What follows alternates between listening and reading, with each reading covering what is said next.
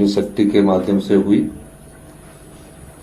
सब प्रकार की आपदा से निपटने के लिए हमारी तैयारी थी। आप लोग भी अपने जीवन काल के कई वर्ष बिता चुके हैं। ऐसी बारिश आप लोगों ने भी अपने जीवन काल में कभी नहीं देखी होगी। जो सरकार का एक राजधर्म का दायित्व होता है, उस राजधर्म के दायित्व को सभी अधिकारियों ने, सभी साथियों ने, पुलिस विभाग ने, सभी राजनीतिक लोगों ने भरपूर, सभी प्रेस के बंधुओं ने भरपूर सहयोग दिया। आपदा के समय देश के प्रधानमंत्री जी ने मुझसे बात की, देश के गृह मंत्री जी ने बात की, देश के रक्षा मंत्री जी ने बात की, देश के सड़क परिवहन मंत्री नितिन गडकरी जी ने बात की, कैबिनेट मिनिस्टर अनुराग ठाकुर जी ने बात की, जगत प्रकाश नड्डा जी ने बात की, मल्लिकार्जुन खड़गे जी ने बात की, राहुल जी ने बात की, प्रियंका गांधी, सब लोगों ने इस आपदा में साथ देने का वादा किया। उसके बाद इस आपदा से निपटने के लिए हमें क्या करना है, हमने उस दिशा में कार्य करना शुरू किया। और मुझे ये बताते हुए प्रसन्नता भी हो रही है जब हमें ये पता लगा कि इतना अधिक बारिश का पानी आने के बावजूद 6 लोग लगवाई में फंस गए और उनके घरों में पानी चला गया और वो छत पर लटके हुए थे। उस रात हमारे कुल्लू के विधायक सुंदर ठाकुर जी रात के 2 बजे मेरे साथ संपर्क में रहे। एनडीआरएफ की टीम रही, मंडी के डिप्टी कमिश्नर हमारे साथ रहे और किसी तरह रस्सी पहुंचाई जाए। मैं वहां के लोकल लोगों का भी धन्यवाद करना चाहता हूं कि उन लोकल लोगों ने किसी तरह रस्सी पहुंचाई और उन 6 लोगों की जान रात को 2 बजे हमने बचाई। ये पहला हमारा दायित्व था कि बाढ़ में फंसे हुए लोगों का रेस्क्यू किया जाए। आलू ग्राउंड मनाली में तकरीबन 22 लोग एक बिल्डिंग में फंस गए। 20 घंटे वो उसमें फंसे रहे और 22 लोगों को हमने सुबह 7 बजे निकाला। कसोल में जो लोग फंसे हुए थे उनको हमने निकाला। सुन्नी ITI में भी लोग पानी में फंस के, उनको भी हमने निकाला। ये हमारा रेस्क्यू ऑपरेशन था। और आप जानते होंगे कि जब हमारा रेस्क्यू ऑपरेशन कंप्लीट हुआ, मैंने ट्वीट किया, उसके बाद जो हमारा इवैक्यूएशन का कार्य शुरू हुआ, मैं खुद कुल्लू में 3 दिन बैठ गया। 75,000 के करीब पर्यटक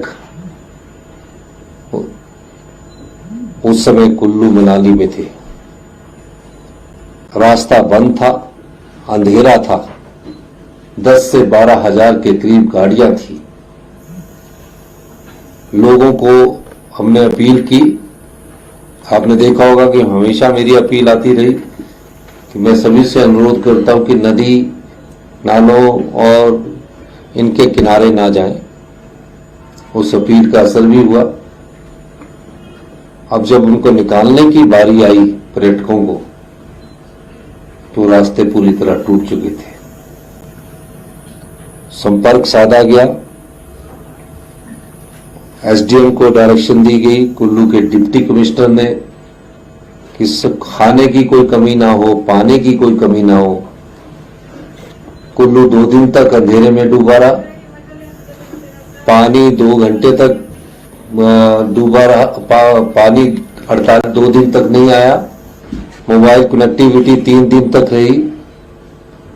फिर इवैक्यूएशन का कार्य शुरू हुआ। अभी तक तकरीबन 75,000 में से अभी तक जो हमारे पास रिपोर्ट आई है, वो तकरीबन 67,000 पर्यटकों को हम निकाल चुके हैं। 12,000 से के करीब गाड़ियों को हमने मनाली से निकाल दिया। मनाली शहर के इर्द गिर्द 90% जो टूरिस्ट है वो उसको हम निकाल चुके हैं। जो कुछ टूरिस्ट हमारा अभी फंसा है वो कसोल में है, तीर्थन वैली में है, सब सेफ है। सबको खाने पीने का हम इंतजाम कर रहे हैं, पूरी सामग्री वहां पहुंचा रहे हैं। और इस आपदा के समय, इस त्रासदी के समय मैं कुल्लू की जनता का भी धन्यवाद करना चाहता हूं, जिन्होंने मेहमानों को देवभूमि की संस्कृति से परिचय करवाया। 3 जगह रामशिला चौक में जब रात को गाड़ियों की लंबी लाइन हम निकाल रहे थे, 1 वे ट्रैफिक कर दिया गया। मंडी की तरफ से आने वाली सभी गाड़ियों को रोक दिया गया। लोग जल्दी में थे कि किसी न किसी तरह से निकले। 2-2 हजार गाड़ी ट्रैफिक में थी। पुलिस को सेक्टर्स में बांटा गया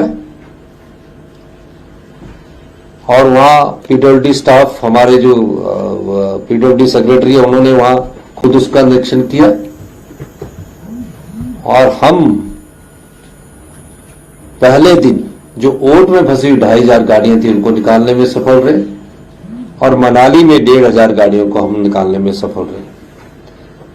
खाने के लिए हमने रास्ते में सरकार की तरफ से 3 जगह जहां बिस्किट और जूस दिया जा सकता था, एप्पल दिए जा सकते थे, बनाना दिए जा सकते थे, वो सब दिए।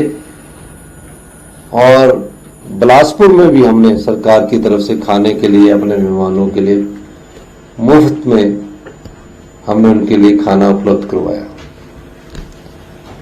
आज मुझे खुशी इस बात की है कि 67,000 पर्यटक निकाले हैं। एक भी ऐसी सूचना हमारे पास नहीं है कि किसी पर्यटक की मौत हुई हो। मैं ये बात इसलिए कह रहा हूं, अभी जो मैं वीडियो देख रहा था इसमें एक बात हम भूल गए और उनकी जो रेस्क्यू ऑपरेशन था उसका मैं जिक्र जरूर करना चाहूंगा। चंद्रताल का जो रेस्क्यू था, ऐसे रेस्क्यू मानव इतिहास में बहुत कम होते हैं। एयरफोर्स ने अपनी पहली सॉर्टी की। एयरफोर्स के पायलट ने एक टायर पर 7 जो हमारे क्रिटिकल पेशेंट्स थे उन लोगों को निकाला। और जब मैं उन 7 लोगों से मिला और भुंतर के एयरपोर्ट पर जब मैंने उनसे बात की तो पायलट साहब ने कहा कि एक तो वहां हेलीपैड नहीं है, और जब हेलीपैड नहीं है, और ये कहा कि मैंने अपनी जान को रिस्क में डालकर इन 7 लोगों को निकाला है। और ये सही बात भी है, क्योंकि मैंने खुद देखा और उन्होंने इनएबिलिटी शो की कि हम आगे जो है एयरफोर्स की कार्रवाई करेंगे, तो कोई हमारी जान की परवाह नहीं है। एयरफोर्स वालों ने कहा कि हमें अपने जान की नहीं है, लेकिन जिनको हम रेस्क्यू करने जाएं उनके साथ ही कोई मिसहैपनिंग ना हो जाए। इस दृष्टि से जब हमने उसको देखा तो मैंने फैसला किया कि अगले दिन मैं खुद उसकी रेकी करूंगा। मेरे साथ 2 मिनिस्टर्स, जगत नेगी जी, मिनिस्टर सीपीएस हमारे संजय अवस्थी जी और सुंदर ठाकुर जी, क्योंकि उसमें 4 ही लोग जा सकते थे। 18,000 की फुट से हमने उसकी रेकी की। अब फैसला ये करना था कि इनको निकाला कैसे जाए। अब निकालने के लिए फैसला किया गया।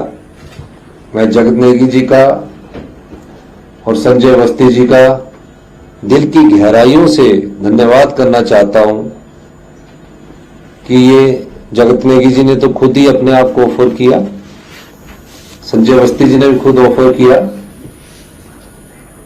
मैंने तो ये भी कहा कि मैं भी चलता हूं, लेकिन दोनों लोगों ने जब हमें ऑफर किया तो मैंने इनको लोसर में उतारा 2 दिन से हम कोशिश कर रहे थे कि किसी तरह उनको लाए। अधिकारी वहां हमारे एक एसपी थे जो लाहौल स्पीति के मयंक चौधरी एसपी थे, वो लोगों का हौसला अफजाई कर रहे थे। हमारे एडीसी थे वहां राहुल, वो उन लोगों का हौसला अफजाई कर रहे थे।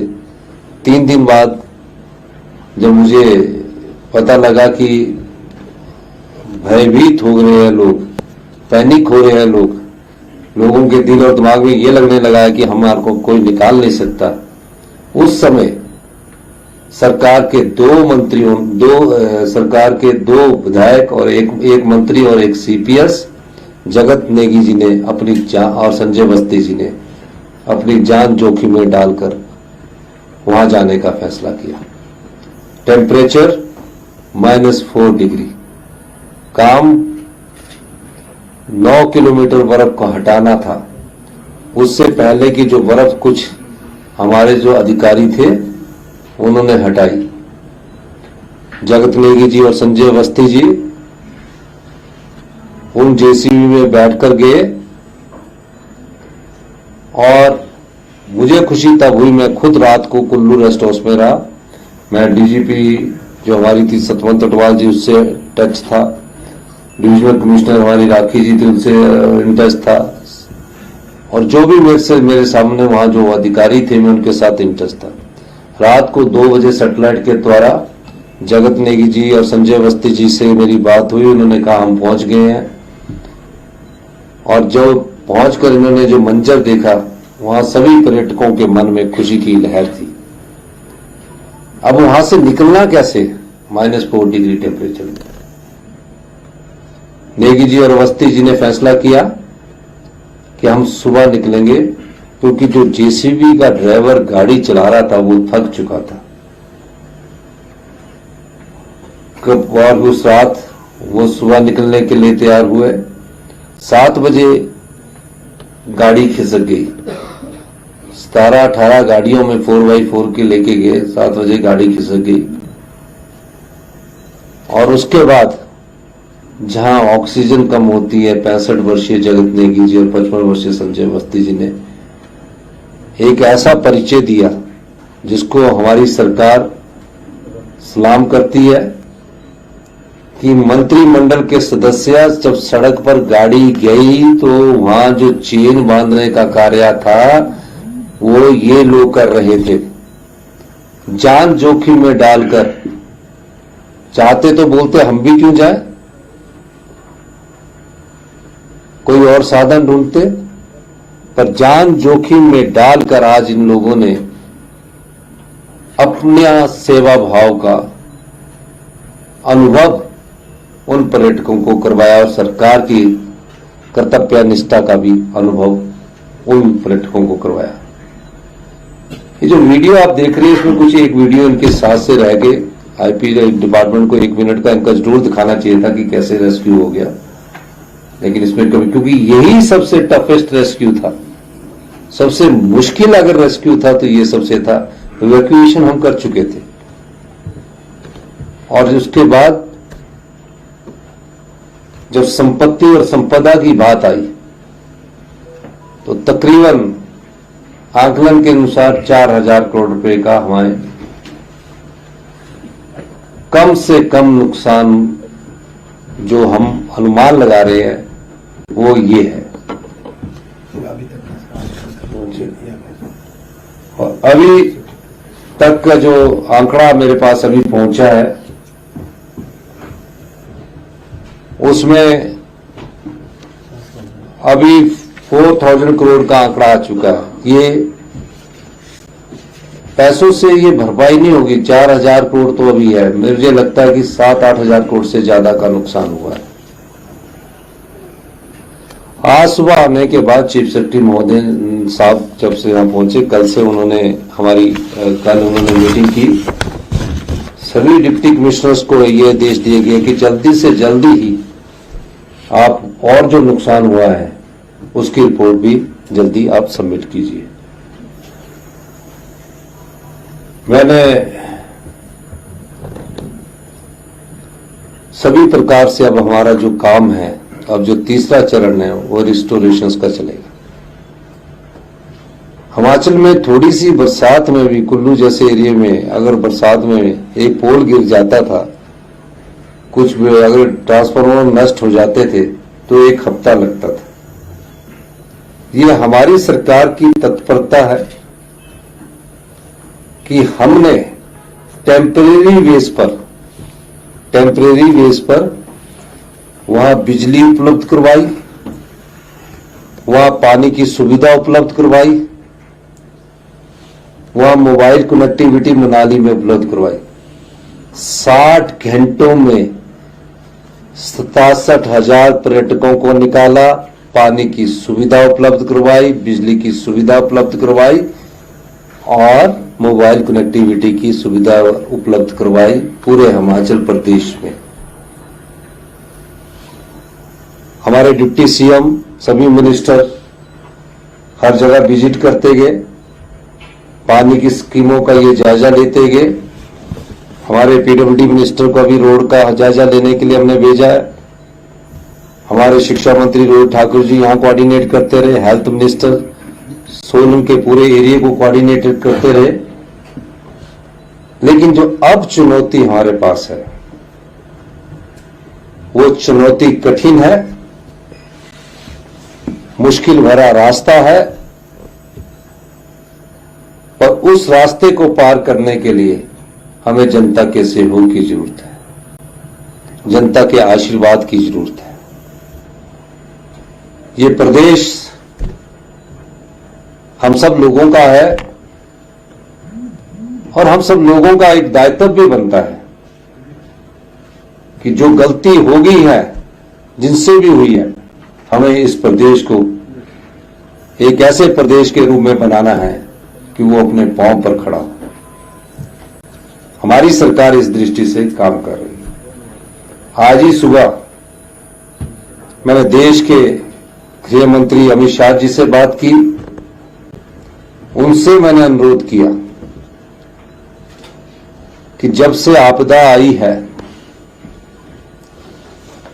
आप तकरीबन हमें 2000 करोड़ की इंटीरियम रिलीफ दीजिए। अभी तक हमें कोई रिलीफ नहीं मिला। उन्होंने मुझे आश्वासन दिया कि हम जल्दी, आपने रिलीफ की बात की है, इंटीरियम रिलीफ आपने 2000 करोड़ बोल मांगा है, लेकिन मैं कुछ ना कुछ आपके लिए जल्दी ही करने की कोशिश करता हूं। उसके बाद मेरी गडकरी जी से आज बात हुई। उनसे भी मैंने ये अनुरोध किया कि जो नेशनल हाईवेज है, 4 लेन्स है, बहुत नुकसान हुआ है, उसको जल्दी से जल्दी रिस्टोर करने की जरूरत है।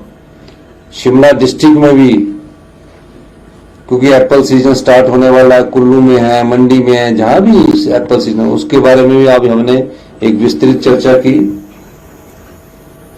और लेकिन इसका ये मतलब नहीं है कि हम हिमाचल के लोगों को राहत नहीं प्रदान कर रहे हैं। हम अपने साधनों से अभी तक राहत प्रदान कर रहे हैं। और ये मैं इसलिए कहना चाहता हूं, जब से ये आपदा आई है, पहली इंस्टॉलमेंट हमने 75 करोड़ रुपए की सभी डिप्टी कमिश्नर्स को उपलब्ध करवाई और आज हमने 188 करोड़ रुपए की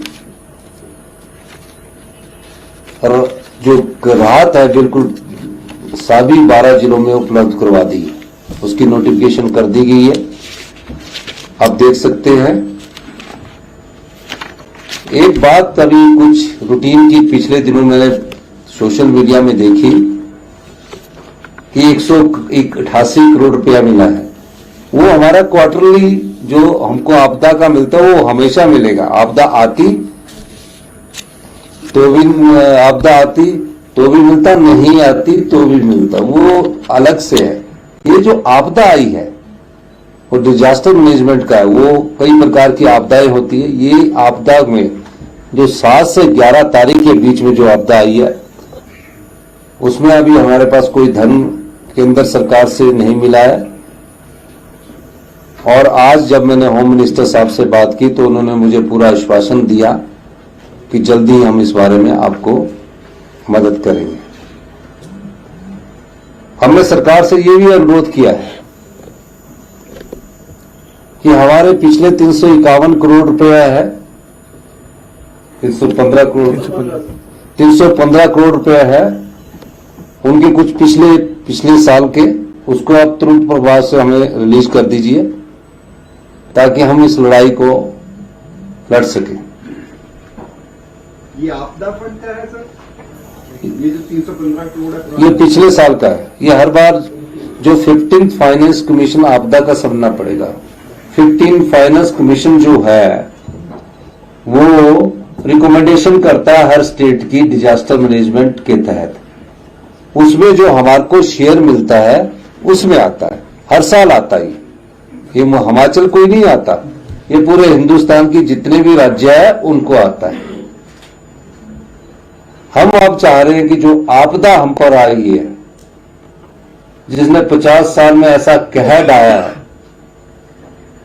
और जिसमें इंफ्रास्ट्रक्चर को ठीक करने में, रोड, सड़क, पीने के पानी, सिंचाई की योजना को ठीक करने में काफी वक्त लगेगा, क्योंकि वो वक्त के साथ ठीक होगी। जो हमें वक्त के अंदर करने की चीजें थी वो हमने समय के अनुसार कर दी। उसमें हमने सरकार से मदद मांगी है और मुझे इस बात की खुशी है कि सोमवार को माननीय गृह मंत्री जी के वहां से जो केंद्रीय टीम आ रही है, इस आपदा प्रबंधन के बारे में चर्चा करने के लिए, मैं इसके लिए भारत सरकार का भी धन्यवाद करता हूं। इसके अलावा मैं इस आपदा के समय हम सभी हिमाचल वासियों से, हमारे 23 का खाता है, इस राहत कोष के लिए आप अपनी सहयोग राशि नगद, चेक या ड्राफ्ट, गूगल पे, आरटीजीएस, एनईएफटी, फोन पे अथवा नेट बैंकिंग के माध्यम से सीधा छोटा शिमला स्थित हिमाचल प्रदेश राज्य सहकारी बैंक में खाता संख्या 4061010738 मैं खाता संख्या द्वारा बोलना चाहूंगा 4061010738 आईएफसी कोड HPSC 000 द्वारा से आईएफसी कोड बोलना चाहूंगा। आईएफसी कोड HPSC 0000406 अथवा HDFC बैंक के खाता संख्या, HDFC बैंक का खाता संख्या 9999015041948948 आईएफसी कोड HDFC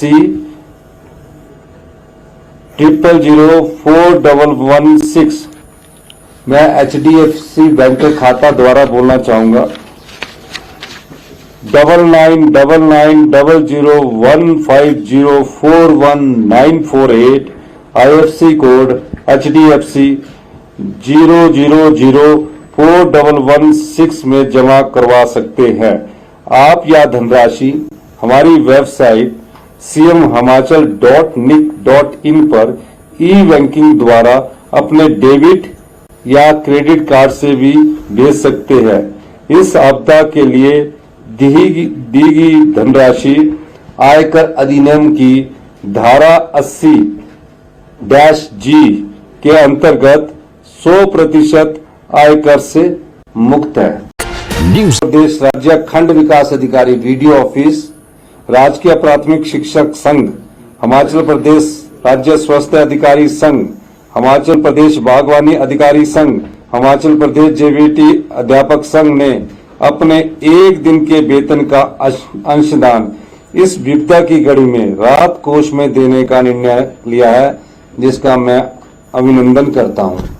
अभी कुछ लोग मुझे मिले, हॉर्टिकल्चर यूनिवर्सिटी के लोग मिले, उन्होंने मुझे अभी 31 लाख का चेक दिया। पिछले कर SJVN के लोग मिले, उन्होंने मुझे 55 लाख का चेक दिया। तो ये सबने अपने आप से कहा कि इस त्रासदी में हम सब लोग आपको ये सारी धनराशि एक दिन की जो अधिकारी है, कर्मचारी है, उन्होंने देने की घोषणा की और मंत्री और मुख्यमंत्री ने और सभी विधायकों ने 1 महीने की सैलरी देने की घोषणा की।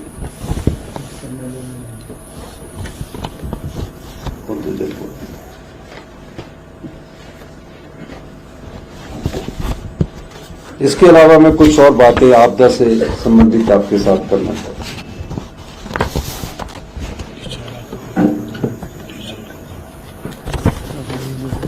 मैं जब से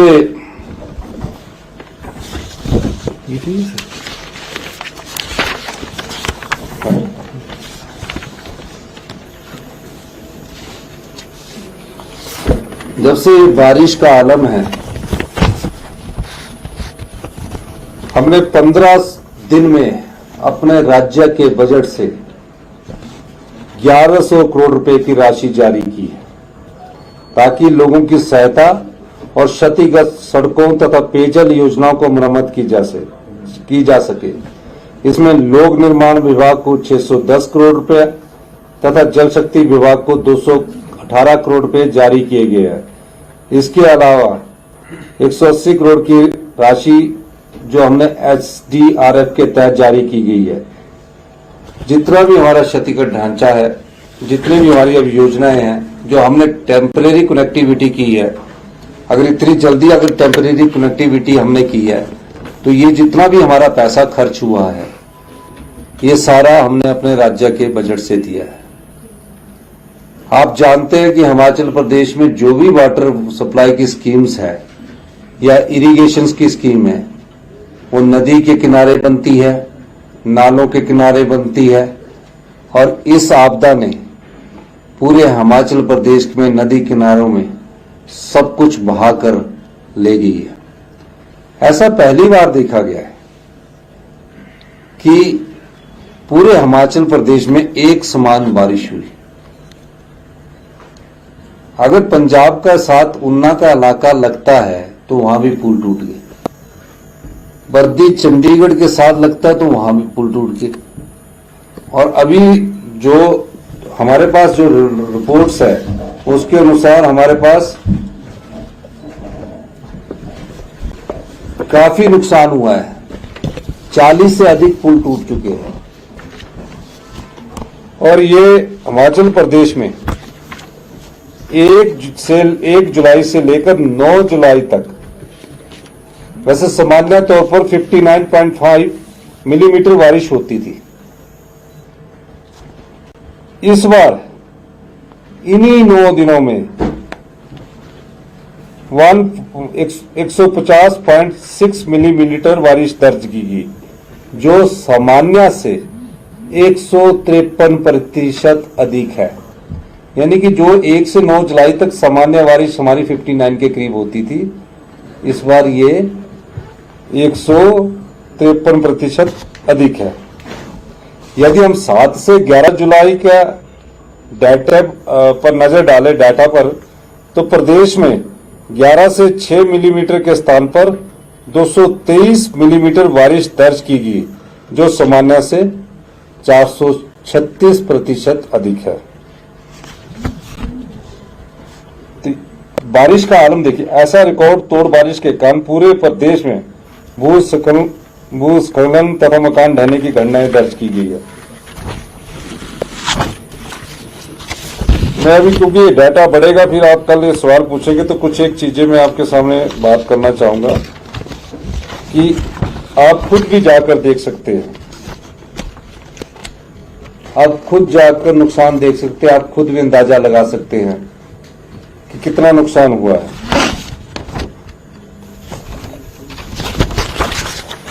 अब हमारा ध्यान सरकार का रिस्टोरेशन के प्रति है। एक बात मैं और कहना चाहता हूं, मैं जितने भी प्रशासनिक अधिकारी है राज्य सरकार के कर्मचारी है,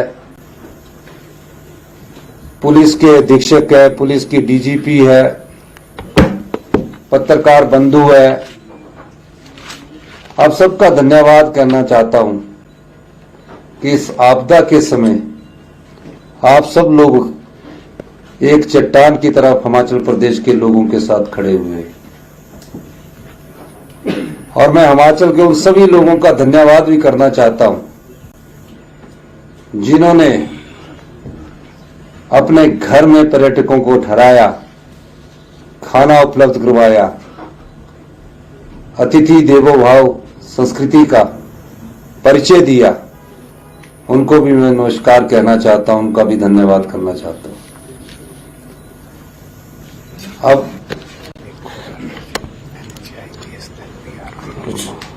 इसके अलावा मैं national highway authority of India, BSNL, BRO और इंडियन एयरफोर्स का भी धन्यवाद करना चाहता हूं कि संकट की इस घड़ी में आप हमारे साथ खड़े हुए।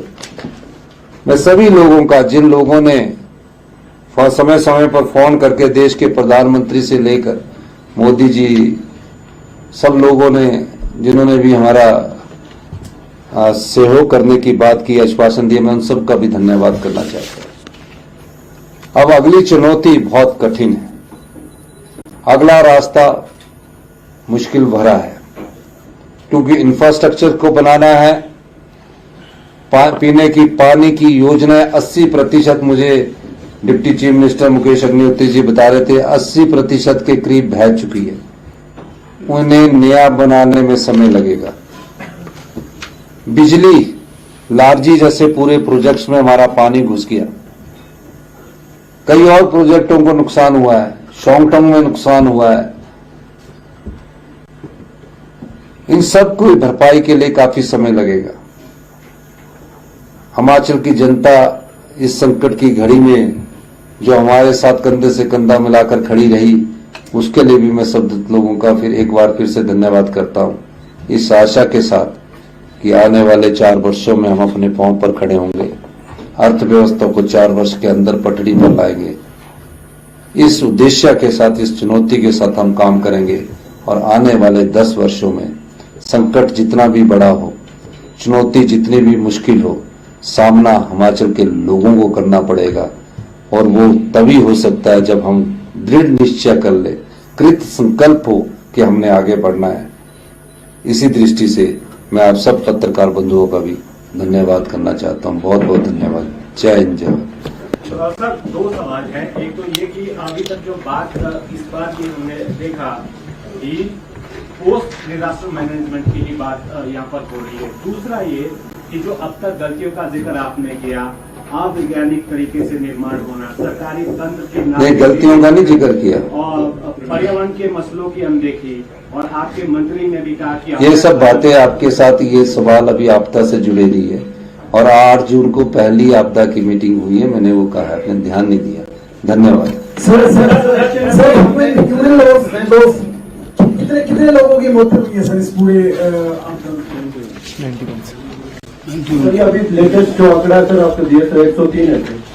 मैं बता रहा हूँ ये सही है। प्लास्टिक में कितना है? क्या बता रहा हूँ मेरे पास, मैं नहीं बताऊँ पहले तो।